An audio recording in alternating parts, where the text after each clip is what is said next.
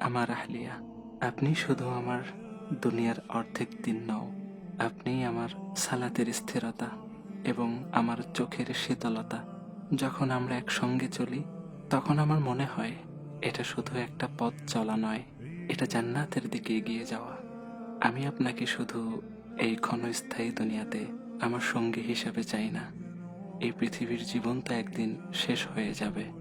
আমার সবচেয়ে বড় চাওয়া হলো আমি আপনার সাথে সেই অনন্তকালের জান্নাতে ঘর বাঁধতে চাই, যেখানে কোনো দুঃখ থাকবে না, কোনো বিচ্ছেদ থাকবে না, আর যেখানে আমাদের ভালোবাসা হবে চিরস্থায়ী।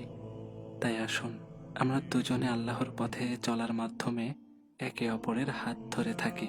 আমরা একে অপরের সাহায্যকারী হই, যেন আমরা দুজনেই আমাদের রবের কাছে প্রিয় হতে পারি।